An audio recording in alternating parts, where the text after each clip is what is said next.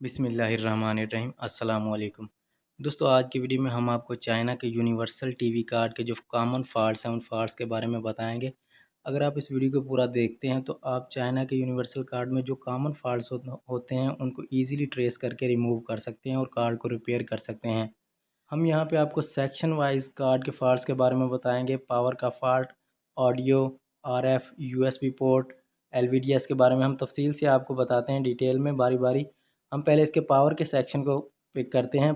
Power के section में universal card में जहाँ पे हम 12 वोल्ट के कनेक्टर को लगाते हैं, वहाँ पे रेगुलेटर वोल्टेज रेगुलेटर होता है जिसको 12 वोल्टेजेस मिलते हैं और वो उन 12 वोल्टेजेस को 5 वोल्ट और 3.3 वोल्टेजेस में ड्राइव करता है, रेगुलेट करता है। और इस एएमएस 1117 और इस दूसरे एएमएस 1117 को भी 5 वोल्टेजेस देता है। हम अपने यूनिवर्सल कार्ड के 12 वोल्ट के कनेक्टर में 12 वोल्टेजेस देते हैं, लेकिन हमारा यूनिवर्सल कार्ड 5 वोल्टेजेस पे स्टार्ट हो जाता है, ऑन होता है। 12 वोल्टेजेस हमें सिर्फ कार्ड के ऑडियो आईसी के लिए चाहिए होते हैं। TDA 1517 जो कि यूनिवर्सल कार्ड में ऑडियो आईसी लगा होता है वो 12 वोल्टेजेस पे ऑन होता है।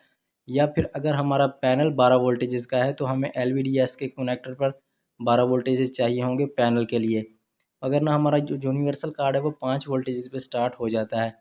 बाज़ औक़ात बिजली की फ्लक्चुएशन की वजह से या फिर 12 वोल्ट की वायर जो है उल्टी लगने की वजह से यूनिवर्सल कार्ड जो है वो डेड हो जाता है, बिल्कुल कोई एलईडी शो नहीं करता। उसमें इस यूनिवर्सल कार्ड में जो वोल्टेज रेगुलेटर लगा होता है वो डेड हो जाता है और बाज़ औक़ात बिल्कुल इस वोल्टेज रेगुलेटर के नीचे प्रिंट भी डैमेज हो जाते हैं। इसका पीसीबी जो होता है वो भी जल जाता है।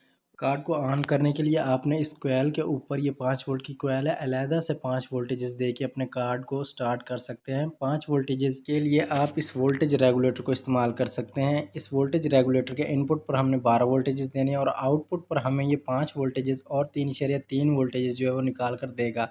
इस वोल्टेज रेगुलेटर के ऊपर हमने पहले से वीडियो बनाया हुआ है जिसका लिंक हम आपको ऊपर आई बटन में दे देंगे। अब वहाँ पे जाके तफसीलन इस वोल्टेज रेगुलेटर के बारे में जान सकते हैं। इस वोल्टेज रेगुलेटर के अलावा अगर हम 7805 लगाकर अपने यूनिवर्सल कार्ड को ऑन करने की कोशिश करेंगे तो हमारा यूनिवर्सल कार्ड ऑन हो जाएगा, रेड एलईडी ग्लो करेगी। लेकिन जैसे ही हम अपने यूनिवर्सल कार्ड को स्टैंड बाय मोड से रिलीज़ करेंगे, 7805 के एम्पेयर्स कम होते हैं, हमारा कार्ड जो है वो ऑन नहीं होगा। अब यूनिवर्सल के नेक्स्ट सेक्शन ऑडियो आईसी की तरफ चलते हैं। जैसे हम इस कनेक्टर पे 12 वोल्टेजेस कनेक्ट करते हैं तो यहाँ से डायरेक्टली 12 वोल्टेजेस हमारे ऑडियो आईसी पे चले जाते हैं। ऑडियो आईसी की 7 नंबर पिन पे हमें 12 वोल्टेजेस डायरेक्ट मिलते हैं। ये मेन कैपेसिटर इस ऑडियो आईसी के साथ लगा हुआ है, इस पर 12 वोल्टेजेस होते हुए ऑडियो आईसी की 7 नंबर पिन पे 12 वोल्टेजेस डायरेक्ट चले जाते हैं। अगर आपका एलसीडी टीवी आवाज़ नहीं दे रहा तो आपने सबसे पहले अपने ऑडियो आईसी की 7 नंबर पिन पे 12 वोल्टेज को चेक करना है। अगर 12 वोल्टेजेस प्रॉपर आ रहे हैं तो आपने इसी आईसी की 8 नंबर पिन पे म्यूट स्टैंड बाई की पिन म्यूट की पिन पे वोल्टेज को चेक करना है। हम जैसे ही अपने एलसीडी टीवी को 220 वोल्टेजेस देते हैं, इसकी पावर सप्लाई ऑन होती है, हमारे कार्ड को 12 वोल्टेजेस मिलते हैं तो हमारे ऑडियो आईसी की 7 नंबर पिन पे 12 वोल्टेजेस पहुंच जाते हैं।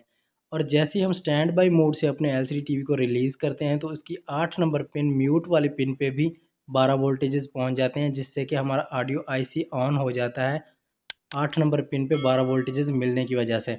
जब हमारा LCD TV stand by mode पर होगा तो 8 नंबर पॉइंट पे हमें कोई वोल्टेजेस नहीं मिलेंगे, लेकिन स्टैंड बाई मोड रिलीज़ करने पर ही हमें 8 नंबर पिन पे वोल्टेजेस मिलेंगे। ये म्यूट या स्टैंड बाई की पिन है। अगर यहाँ पे आपको एलसीडी को स्टैंड बाई मोड से रिलीज़ करने पर वोल्टेजेस नहीं मिल रहा है तो आपने इसकी 8 नंबर पिन पे वोल्टेजेस देने हैं। डायरेक्टली आप किसी रेजिस्टेंस को, ओम के रेजिस्टेंस को, 100 ओम, 50 ओम के रेजिस्टेंस को जंप कर सकते हैं 7 और 8 नंबर पिन पे और अपने म्यूट वाली पिन पे वोल्टेजेस 12 वोल्टेजेस दे सकते हैं। इस टॉपिक पर भी हमने एक अलहदा सा वीडियो बनाया हुआ है जो कि हमारे चैनल पे अपलोड है। उसका लिंक भी हम आपको नीचे वीडियो के डिस्क्रिप्शन बॉक्स में और ऊपर आई बटन में दे देंगे। आप तफसीलन इस फॉल्ट को उस वीडियो में भी देख सकते हैं। इन तमाम वोल्टेजेस को चेक करने के बाद आपके एलसीडी टीवी की अगर ऑडियो नहीं आ रही तो आपने इस ऑडियो के जैक को चेक करना है, क्योंकि बाज़ औक़ात इस ऑडियो के जैक में पॉइंट्स होते हैं जिनको ज़ंग लग जाता है जिसकी वजह से वो डिस्कनेक्ट हो जाते हैं। आप उनको आपस में क्रॉस कर सकते हैं। शॉर्ट करने से भी आपके एलसीडी टीवी में ऑडियो आ सकती है और स्पीकर्स को भी चेक करना होता है। इन तमाम चीज़ों को चेक करने के बाद अगर फिर भी एलसीडी की ऑडियो नहीं आ रही तो आपने इसके आईसी को चेंज करना है, आपका आईसी भी डैमेज हो सकता है। अब चलते हैं इसके नेक्स्ट फॉल्ट में, आरएफ के फॉल्ट में। आरएफ की सॉकेट ये जो आपको नज़र आ रही है, इसका सेंटर वाला पॉइंट बैक साइड से एक पतरी सी होती है जो कि हमारे पीसीबी में रिसोल्ड होती है, टाँका लगा होता है। अक्सर वो पतरी केबल का कनेक्टर लगाने की वजह से टूट जाती है, जिससे कि केबल का सिग्नल जो है वो हमारे यूनिवर्सल कार्ड को नहीं मिल रहा होता, या फिर वही पतरी जहाँ पे रिसोल्ड होती है वो उस फ्रंट की जगह पे ज़ीरो की बिल्कुल एसएमडी ज़ीरो नंबर की रेजिस्टेंस लगी होती है, जो कि सेफ्टी के लिए होती है। अक्सर वो रेजिस्टेंस डैमेज हो जाती है।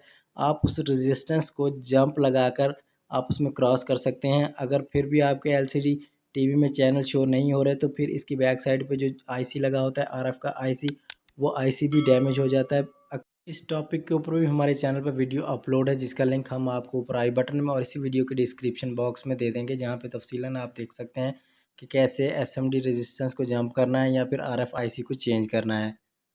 अब चलते हैं इसके नेक्स्ट पार्ट में। अक्सर एलसीडी टीवीज़ जो है वो केबल पे तो चैनल चल रहे होते हैं, लेकिन उसमें जैसे ही हम यूएसबी कनेक्ट करते हैं वो यूएसबी को पिक नहीं करते, यूएसबी शो नहीं हो रही होती। उसके लिए हमने इस यूएसबी पोर्ट के बैक साइड पे यूएसबी के वोल्टेजेस को चेक करना है। इस यूएसबी पोर्ट के एक साइड पे 5 वोल्टेजेस, दूसरी साइड पे ग्राउंड, और सेंटर वाले दोनों पॉइंट्स इसके डाटा और क्लॉक के हैं। सेंटर वाले दोनों पॉइंट्स डायरेक्टली हमारे इस मेन आईसी की साइड के प्रिंट्स में डायरेक्ट आईसी के अंदर जाते हैं। अगर हमारे यूएसबी पोर्ट पे वोल्टेजेस आ रहे हैं न्यूट्रल, और 5 वोल्टेजेस हमारे यूएसबी पोर्ट पे आ रहे हैं, और हमारा एलसीडी टीवी यूएसबी को शो नहीं कर रहा, तो इस कंडीशन में हमने अपने यूनिवर्सल कार्ड में सॉफ्टवेयर को इंस्टॉल करके देखना है। बाज़ औक़ात सॉफ्टवेयर को इंस्टॉल करने से हमारा यूनिवर्सल कार्ड जो है यूएसबी शो करना शुरू कर देता है, यूएसबी कलेक्ट कर लेता है। अब चलते हैं यूनिवर्सल कार्ड के नेक्स्ट पार्ट में, बर्निंग पार्ट में। यहाँ पे आप देख सकते हैं कि एलसीडी के पैनल पर रेड ग्रीन ब्लू स्क्रीन में कलर जो आ जा रहे हैं, इसको बर्निंग फॉल्ट कहते हैं। बर्निंग फॉल्ट में अगर हमारे एलसीडी टीवी में इस किस्म का फॉल्ट आ गया, तो हमने अपने एलसीडी टीवी को इसके टच पैड वाले पावर वाले टच से अपने एलसीडी टीवी को ऑफ़ करना है, और उसी टच से हमने अपने एलसीडी टीवी को ऑन करना है। अगर इस तरह हमारे एलसीडी टीवी का बर्निंग फॉल्ट रिमूव नहीं होता, तो हमने उसी पावर वाले टच को कम से कम 5-7 सेकंड्स के लिए दबा के रखना है, और इसी तरह दोबारा से 5-7 सेकंड के लिए दबा के अपने एलसीडी टीवी को ऑन करना है। इस तरह से भी हमारे एलसीडी टीवी में बर्निंग फॉल्ट रिमूव हो सकता है। और अगर इन दोनों तरीक़ों से अगर हम आपके एलसीडी टीवी में बर्निंग फॉल्ट, ये वाला fault red green blue screen वाला फॉल्ट रिमूव नहीं होता, तो लास्ट ऑप्शन हमारे पास सॉफ्टवेयर का बचता है। आपने अपने एलसीडी टीवी में सॉफ्टवेयर इंस्टॉल करना है, जिससे कि 100% आपका ये बर्निंग का फॉल्ट जो है वो रिमूव हो जाएगा। सॉफ्टवेयर कार्ड में किस तरह से इंस्टॉल करना है उसके ऊपर हमारे चैनल पे वीडियो अपलोड है, आप उस वीडियो को देखकर सॉफ्टवेयर इंस्टॉल कर सकते हैं। अब चलते हैं नेक्स्ट ऑप्शन एलवीडीएस कनेक्टर के बारे में।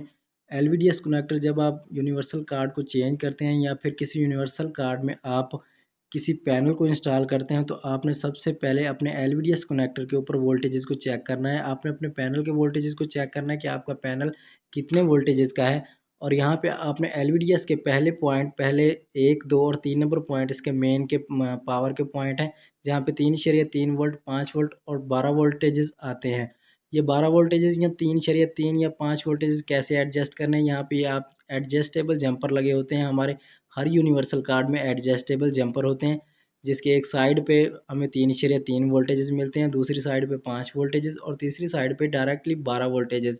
यहाँ से इस एडजस्टेबल जंपर को जहाँ पे हम सेलेक्ट करेंगे, हमारे एलवीडीएस कनेक्टर के 1 और 2, 3 नंबर पॉइंट पे हमें वही वोल्टेजेस मिलेंगे जहाँ पे हमने अपने इस जंपर को एडजस्ट किया है। अगर आपका पैनल 3.3 वोल्टेजेस का है, तो आपने इस एडजस्टेबल जंपर को उसी जगह पे एडजस्ट करना है। और पैनल के कनेक्टर को लगाने से पहले आपने एलवीडीएस कनेक्टर के 1, 2, 3 नंबर पॉइंट पर वोल्टेजेस को चेक करना है, क्योंकि अगर आपका पैनल जो है वो 3.3 वोल्टेजेस का है और यहाँ पे अगर 12 वोल्टेजेस मिल रहे हैं, तो आपका पैनल डेड हो सकता है। यूनिवर्सल कार्ड के एलवीडीएस कनेक्टर के पिन कॉन्फ़िगरेशन के बारे में अगर आप जानना चाहते हैं, तो आप यहाँ से इसका स्क्रीनशॉट ले सकते हैं। ये यूनिवर्सल कार्ड के पिन कॉन्फ़िगरेशन है। 83 031, 85 031, 59 031, तमाम यूनिवर्सल कार्ड के एलवीडीएस कनेक्टर के पिन कॉन्फ़िगरेशन सेम ही है। अब चलते हैं इसके next option eye sensor touch connector की जानिब। हमारे दोस्त अक्सर जब किसी एलसीडी का यूनिवर्सल कार्ड चेंज करते हैं, तो इस कनेक्टर को सेम समझते हुए इसे ऐसे ही लगा देते हैं, जबकि पुराने मॉडल के जो कार्ड्स हैं उनमें इस कनेक्टर की पिन कॉन्फ़िगरेशन कुछ इस तरह से है। पहले 5 वोल्ट का पॉइंट है, फिर इसके बाद आईआर का पॉइंट, उसके बाद ग्राउंड का पॉइंट। और आजकल जो मार्केट में नए कार्ड अवेलेबल हैं, उसमें पहले 5 वोल्ट, फिर रेड का पॉइंट, फिर ग्रीन का, उसके बाद आईआर और ग्राउंड आता है।